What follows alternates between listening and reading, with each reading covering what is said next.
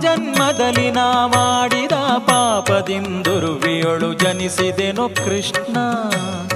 ಪೂರ್ವ ಜನ್ಮದಲ್ಲಿ ನಾ ಮಾಡಿದ ಪಾಪದಿಂದುರ್ವಿಯೊಳು ಜನಿಸಿದೆನು ಕೃಷ್ಣ.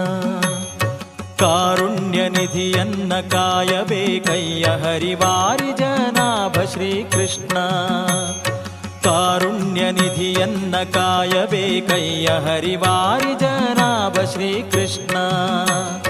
ಪೂರ್ವ ಜನ್ಮದಲ್ಲಿ ನಾ ಮಾಡಿದ ಪಾಪದಿಂದುರ್ವಿಯೊಳು ಜನಿಸಿದೆನು ಕೃಷ್ಣ.